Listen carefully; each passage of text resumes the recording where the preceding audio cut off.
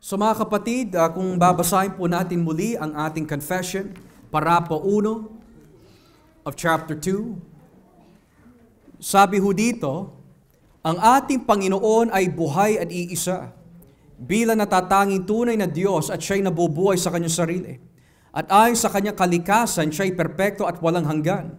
Walang nakakaunawa o nakakaabot ng kanyang persona maliban lang ang kanyang sarili.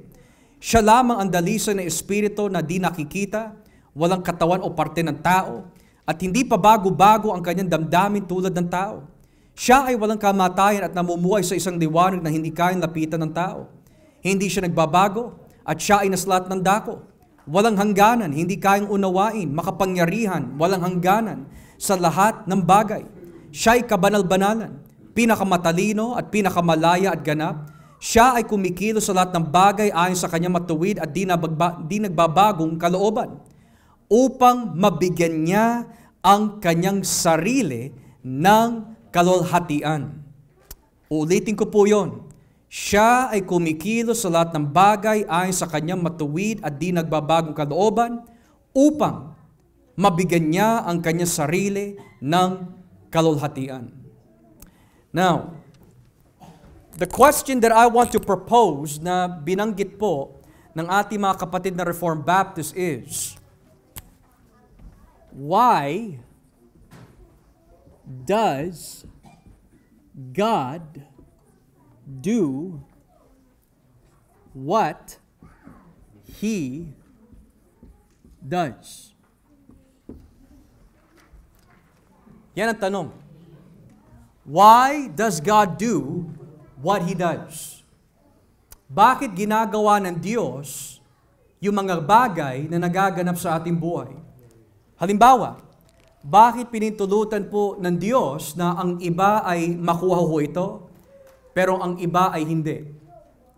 Bakit may mga tao na minamahal po natin sa buhay na namatay maaga, pero ito ay hindi? Bakit itong taong ito ay binigyan po ng kayamanan, pero itong taong ito ay hindi? So, when we ask the question, why does God do what He does? Yan yung binabanggit po dito sa patotoo ng mga Reformed Baptists. Ginagawa ng Diyos ang lahat ng bagay dahil meron po itong layunin. Halimbawa, we came here to church because we had a goal.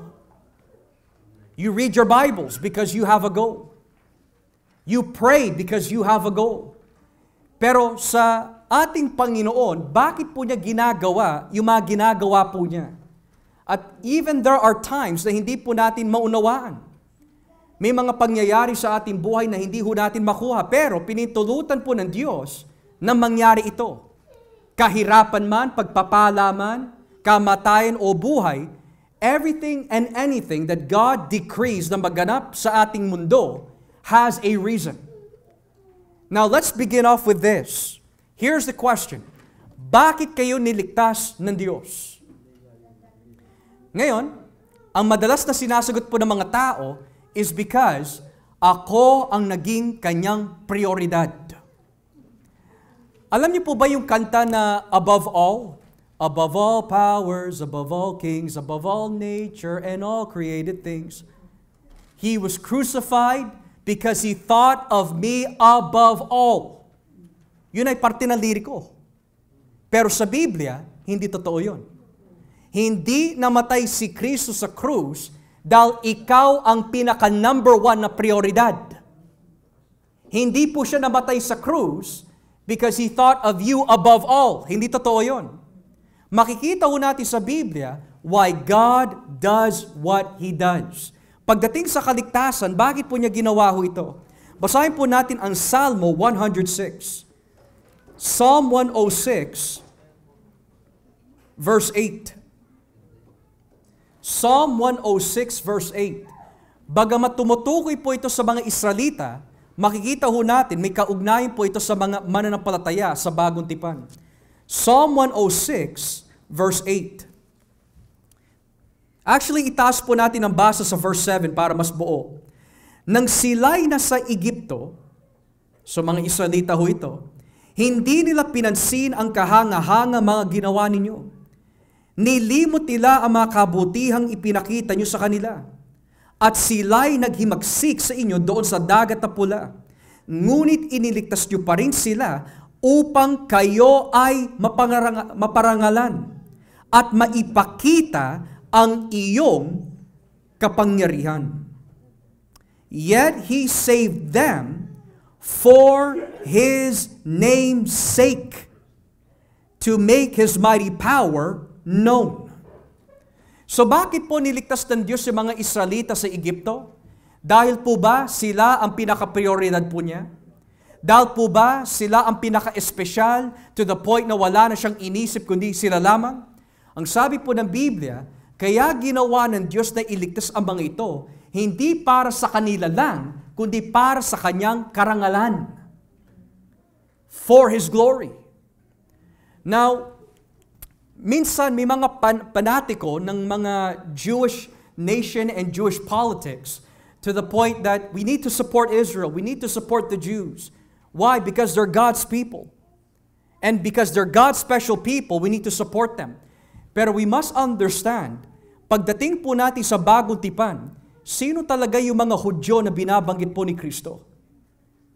Yung mga na kay Kristo. Hindi yung isang bansa na ayaw tanggapin si Jesus. So yung binabanggit po dito, kaya niligtas ng Diyos ang mga Israelita, hindi dahil mga Israelita sila. Ginawa po niya, He did what He did for His own glory. Now what about the church? Bakit po ba namatay si Kristo sa krus? Bakit ginawa ng Diyos na iligtas tayo? Dahil po ba may nakita siya na very special na katangian kay Joshua? Very special na katangian kay Brother Joel? Very special na katangian kay Brother Dennis? Yung po ba ang dahilan kung bakit po niya niligtas kayo? Basahin nga po natin ang Efeso 1, talatang 5. Efeso 1, talatang 5. Bakit po niya niligtas ang iglesia? Ephesians 1, verse 5. I'll read in this version, and then babasahin ko po sa isang more literal na translation. So, Efeso 1, talatang 5. Tignan niyo po ang nakalagay. Sabi ho dito, nung una pa'y itinalaga na niya tayo para maging mga anak niya sa pamagitan ni Hesukristo. Ayon na rin ito sa kanyang layunin at kalooban. Purihin natin ang Diyos dahil sa kamangha-mangha niyang biyaya na ibinigay sa atin sa pamagitan ng kanyang minamahal na anak. Ayon po sa isang salin, mas malinaw ho ito. Sabi ho, nung una pa'y itinalaga niya tayo para maging mga anak niya sa pamagitan ni Kristo Jesus. Ito ay ayon rin sa kanyang kalooban at layunin upang mabigyan siya at ang kanyang kamangha-manghang biyaya ng kapurihan. In other words, kaya pala ginawa ng Diyos na iligtas ka, pero yung iba ay hindi dahil may nakita ho siya mabuti na bagay sa atin. Kundi God chose you and did what He did to save you for His glory.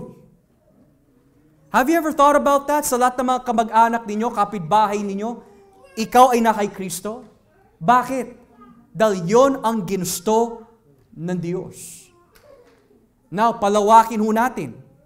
Bakit nga po ba may mga tao na pinatitigas ng Diyos ang kanilang puso, pero may mga tao na binubuksan po niya ang kanilang puso?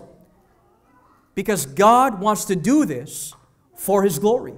Basahin nga po natin dito mga kapatid, sakat ng Roma Kapitulo 9. Romans chapter 9. Romans chapter 9. Talatang 17 at 18.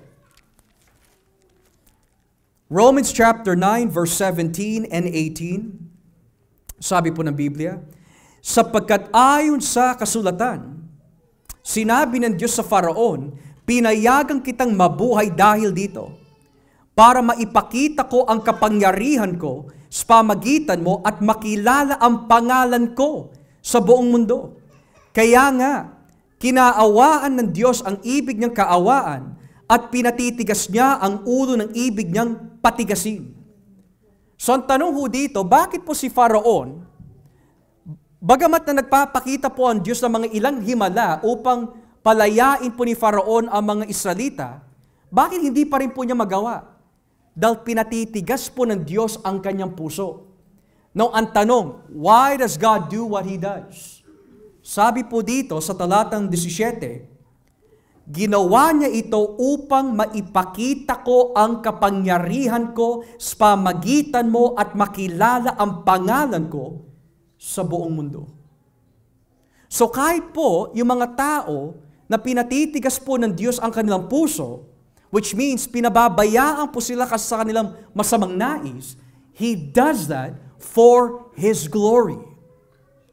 And kung ibababa po natin ang basa sa talatang 22, baba po natin ang basa, verse 22, ganoon din naman ang Diyos. Nais niyang ipakita ang kanyang kapangyarihan at matinding galit sa mga makasalanan. Pero minabuti niyang tiisin muna ng buong tiyaga ang mga taong dapat sanang lipulin na. Ginawa niya ito para ipakita kung gaano siya kadakila sa mga taong kinaawaan niya na inihanda na niya noon para parangalan. So look at this. Pharaoh, patitigasin ko ang puso niya. Why? To show my power. Yung mga mananampalataya, bubuksan ko ang kanilang puso. Why? To show my mercy. Everything that God does is for a reason. So now, here's the question. Kung ano man pagsubok, pagpapala, trahedya, whatever it is na nagaganap right now in your home, in your spiritual life, God decreed that for His glory. Now, that is something we will never understand. Pero yun ang sinasabi ng Biblia. Why? As we come to a close, Roma 11, Romans chapter 11, verse 36. Tignan niyo po yung nakalagay dito. Roma 11:36. Sapagkat ang lahat ng bagay ay nanggaling sa Kanya at nilikha ang mga ito sa pamagitan niya at para sa Kanya. Purihin ang Diyos magpakailanman. Amen. So when we look at the storyline of the Bible, bakit po nilikha ng Diyos si Satanas kahit alam niya na gagawin niya yon? For His glory. Bakit niya hinayaan si Adan at si Eva ay mahulog even though He has the power to remove temptation? For His glory. Bakit niya hinayaan ang mga Israelita to be tortured for 400 plus years? For His glory.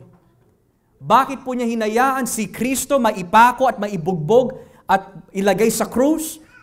For His glory. Bakit po niya tayo niligtas, pinatawad? For His glory. In other words, mga kapatid, ang mensahe ng Biblia is not about me and you. It's about God. This universe is not about me and you. It's about God. The very first commandment in the Bible, sa 10 Commandments, you shall have no other God before me.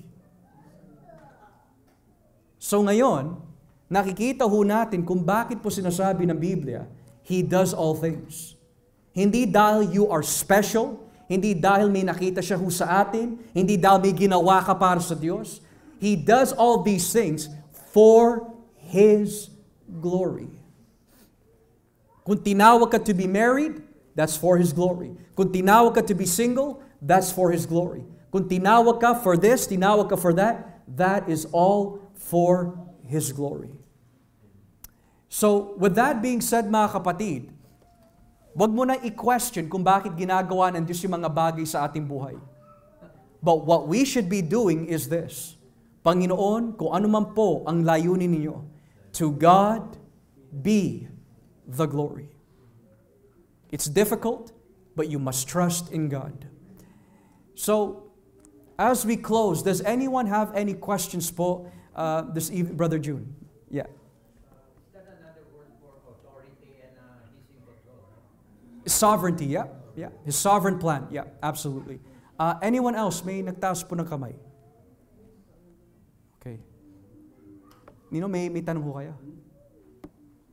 Bakit ginawa ng Diyos ang hindi na Christian sa non-Christian, right? Why does binigyan siya nila ng problema? Yung mga Kristiyano ho? O yung buong mundo ho? The person. Okay, so kung hindi... Not Christian, right? Sometimes they receive some problem. Bakit binigyan ng Diyos kanila? So, sa mga hindi mananampalataya ho, that's a good question po. Sa mga hindi mananampalataya, kaya ho sila may ganong klase mga problema, bunga po yun ng kanilang ayaw, bunga po yun ng kanilang nature na walang pagsisisi. So kapag ang buhay po nila ay hiwalay kay Kristo, puro kasamaan lang po mangyayari doon. Now, may mga pagpapala na masasabi po natin na pinagpala po sila ng magandang trabaho, pinagpala po sila ng magandang bahay or whatnot. Pero ayon po sa Roma 2, malinaw ho, hindi mo ba alam na pinagpapala kayo ng Diyos para kayo'y magsisi? So, kung pag-uusapan lang po natin ang problema, yun po ay bunga ng kanilang kasalanan. Pagdating naman po sa mga Kristiyano, depende ho yun. Dumarating po ang problema sa mga Kristiyano dahil sila po mismo ang gumawa ng sarili na problema. Ayon po sa unang Pedro, Kapitulo 4. Pero may mga pagsubok naman hunino na pinapadala po ng Diyos sa mga Kristiyano, bagamat matuwid naman po ang kanilang pamumuhay, para masubok po ang kanilang pananampalataya. So, dahil po sa mga ganong klaseng sitwasyon, yun po ang nangyayari. Ayon po sa Biblia. Okay? Good question po. Anyone else have any other questions sa ating mga napag-aralan po nitong evening? Brother June, you have another question? Okay.